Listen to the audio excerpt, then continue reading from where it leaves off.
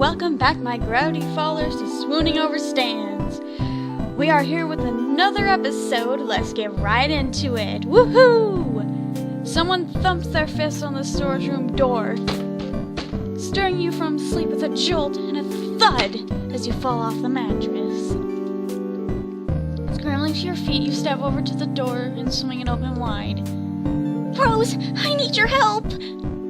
It's at that moment that you look down to see Waddles swaddled in her arms wearing a top hat and a small bow tie. Why is Waddles looking so dapper? He does look pretty dashing, doesn't he? Wait, we're not here to dish out compliments. There's an emergency. A love emergency. Mabel stares up at you with wide eyes, her little arms unmoving as Waddles attempts to wiggle free from her grasp. The kid's stronger than she looks. Knowing Mabel, this could mean she has a new crush. From what Dipper's told you, she's still deeply rooted in her boy-crazy phase, or she desperately wants to wed Waddles to some unsuspecting critter outside. Waddles and Gompers are renewing their vows today, and I can't find Gompers to put on his gown. You gotta help me find him. You weren't exactly expecting your second guess to be right. Okay, wait, Mabel, just calm down for a second. But we have to find Gompers! The ceremony's in 20 minutes! Waddles wriggles himself free and runs down the hallway to freedom, ignoring Mabel's shriek of protest as she chases him. Waddles! You're compelled to go back to bed, deciding this is almost definitely a dream, but jog after Mabel regardless. You catch sight of Mabel just as she leaps over Dipper, who's sitting on the floor with a large array of graph paper and chewed pencils. She runs to the back door, suspiciously open after Waddles' snorting self, yelling at him to not lose his tie. Don't lose your tie, Waddles! Mabel, what's going on? Waddles wedding Gompers? You're a little out of breath. Mabel's fast. Dipper smacks his hand to his forehead, dragging it down his face dramatically. Of course, she told me they're renewing vows or something. They got married last summer, but she still misses the pizzazz of weddings. Dipper looks nonplussed, but you can tell he's at least a little invested. Are you gonna help her with whatever that was? I don't even want to imagine this marriage failing, Dipper. I don't even want to imagine it. And with that, you run past him, Dipper's stutters of surprise growing fainter as you head outside. Mabel's already a ways away when you burst out into the shack's backyard. Fortunately, Stan and Ford are nowhere in sight. You're not sure what you'd think of them finding you searching for a goat bride. As Mabel calls out to Laura Gomper's home. Come on, Gompers! I already booked the second honeymoon and the caterers are gonna be mad! Runaway brides are so cliche! She's seriously invested in this farm critter marriage. That or she's watched way too many dramatic romance movies. Or both. Gompers, come on, goat pal, where are you? You hear Dipper head towards Mabel to help her look, so you veer opposite, opting to cover more ground in search of the runaway goat bride. Under the shack's foundation. You duck onto your knees and look under the house. There's a large hole that leads somewhere underground, but you figure Gompers isn't down there if that's Ford's illustrious basement Dipper's gushed about. I don't think the goat would be in the car, because how the hell would the goat be in the car? So, on the roof, I guess? You walk backwards and put a hand to your brow, shielding your eyes from the sun as you search the scaffolding of the shack. Nothing. As you continue walk to the side now until rays of sunlight obscure the view above the sign for the gift shop. Rather serendipitously, a cloud glides overhead to block the sun, and you're able to look up higher, seeing the misspelled lettering, the various wear and tear in the roof, and a small billy goat munching on part of the weather vane. Wait. Hey, Mabel! Yeah? You point up to the roof at Gompers. Here comes the bride.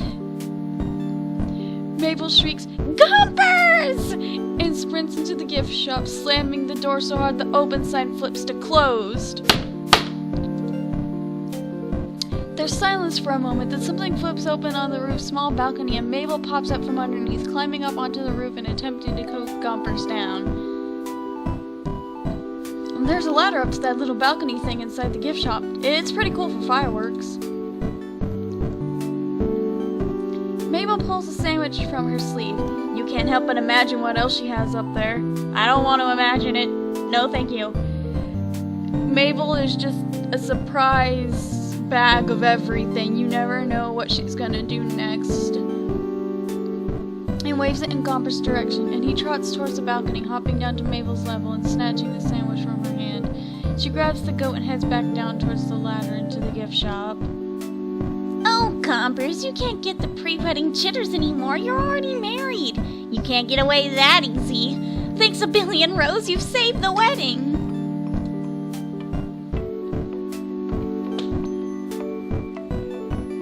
I am so sorry about that, my gravity fallers. That was my phone.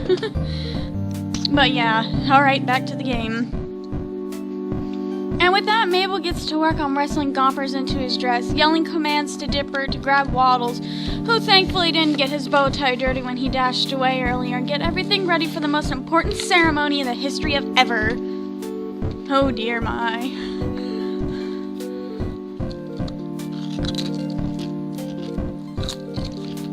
Might be an exaggeration, but Mabel's excitement is undoubtedly contagious.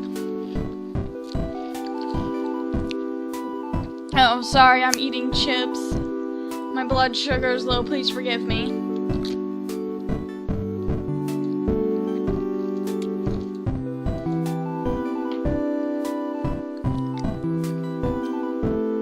Okay, once Dip finds Waddles, I think we got everything ready. I am, of course, the caterer, proud mother musical guest combo. Dipper's gonna take pictures for my scrapbook.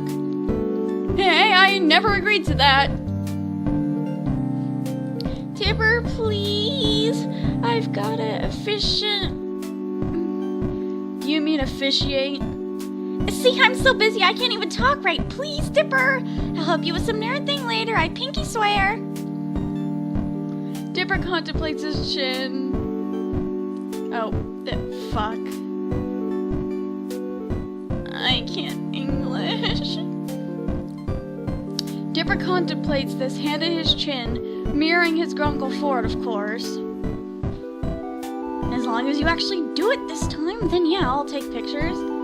Mabel jumps up and down with excitement, jostling poor Gompers in her arms. Yay, thank you, Dipper, I owe you one. This is what the best brother looks like right here, Rose. Okay, you don't have to do that whole thing again. I'll get back to... Waddles, you get back here.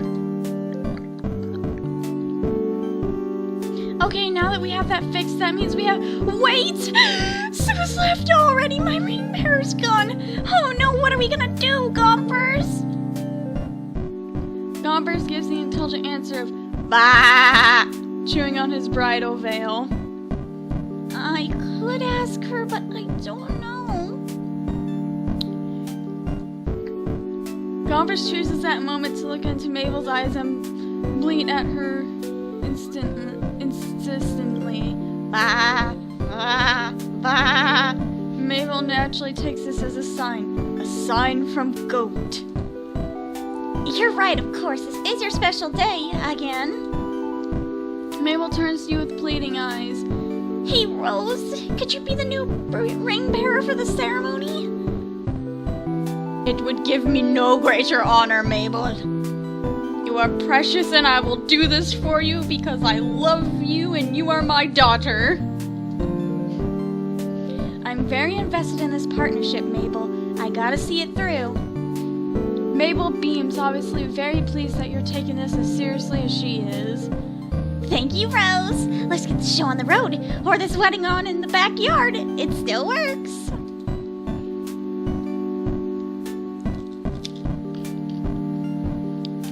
Mabel runs back into the house, and you hear her thudding upstairs faster than a hungry Waddles. Gompers, thankfully still occupied by a sandwich Mabel taunted him with, stays put.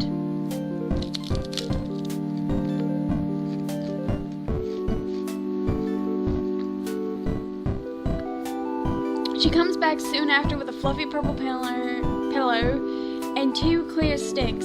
Oh gosh, I just went full-on British there, I did.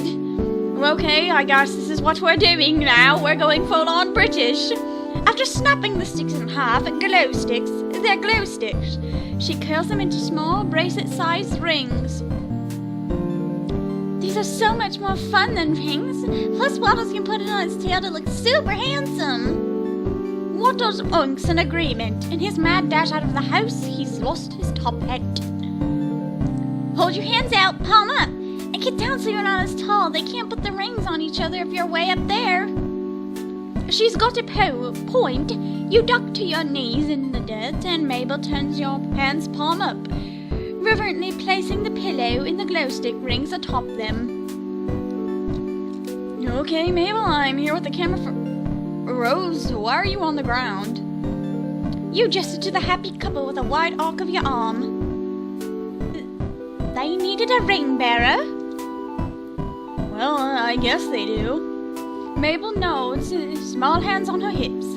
She looks over the wedding scene and mumbles to herself, check things off a mental checklist. Okay, I think we have... Wait! I forgot the flower petals! I'll be right back! And she's gone again, leaving you alone with a pig groom and a goat bride and 2 glow stick bands of matrimony. Goatrimony, that kind of works.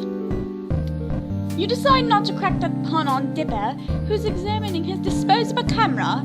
He pops the bag open in size, smacking a hand to his forehead. This one's out of film. It must have been the one Mabel used at Candy's party. He looks up at you and shrugs. I'll go get one of my spares. Make sure those 2 don't go anywhere or Mabel will... Well, you know Mabel. You haven't known Mabel as long as Dipper has, but you understand immediately. You're left alone in the backyard with a groom's pig and a bride goat, 2 glow sticks, and a broken disposable camera. Well, you'd love to say you've absolutely been in this situation before. You unfortunately have not. I really am happy for both of you, Waddles and Gompers. Both animals turn to you nonchalant to the current state of events. But I can't believe Mabel forgot the flower petals. Jeez. Just as you go to continue the one-sided conversation between human, goat, and pig, you hear 2 voices coming around from the house. 2 very familiar voices. Oh, dear Lord. Listen, Sixer, if you haven't gone off about the wobbly junker, the gobblewonker Stanley, has Dipper never told you? Then you wouldn't have freaked out at the kid at the store. We'd have, oh, I don't know, the stuff to fix my house after you got a car stuck in it. It's still my house. And besides, if he was a fisherman, he needed to know. Both Stan and Ford ran the corner to find you sitting on your heels next to Waddles and Gompers, brandishing a pillow and glow sticks in the dirt. The 3 of you stared at each other in silence. Mabel needed a ring bearer for the wedding. It's at that moment that Mabel knocks down the back door and runs to your side and throws rose petals atop your head. Ta-da! You blow a rose petal off the tip of your nose and grin at Mabel. I think our bride and groom are ready to renew their vows, don't you? Mabel nods emphatically at you before turning to her Grunkles, lighting up a 100-watt smile. Yes, Grunkle Stan, Grunkle Ford, you guys got back just in time.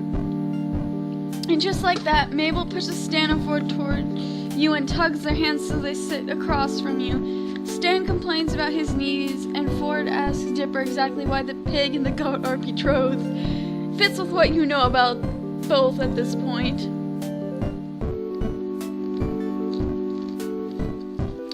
Mabel makes way with the wedding and you sit cross-legged, the pillow and glow sticks on your lap.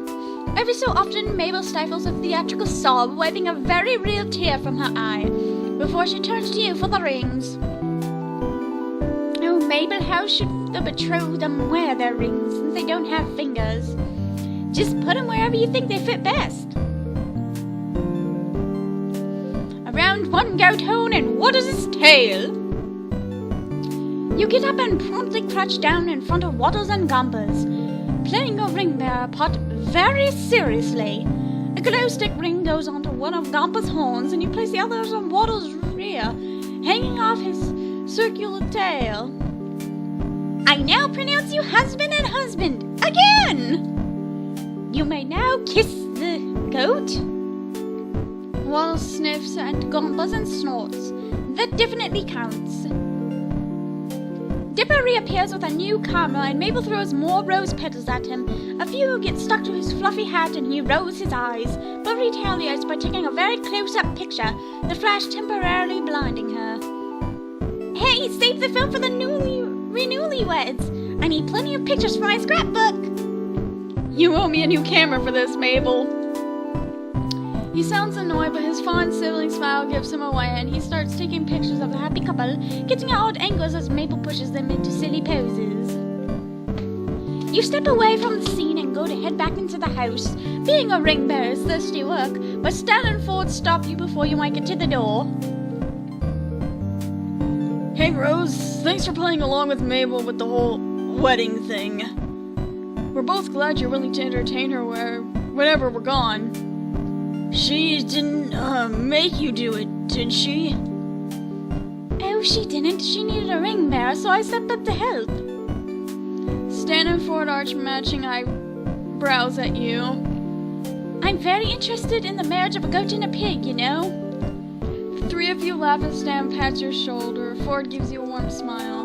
Well, I'm glad you're as into all that as she is. Thank you for that. Yeah, kid, it's nice of you to be, nice to her, you know? Ford takes a step forward on the patio, peering down at you through his cracked glasses. You'd be somewhat intimidated if it wasn't for the fact that he's blushing.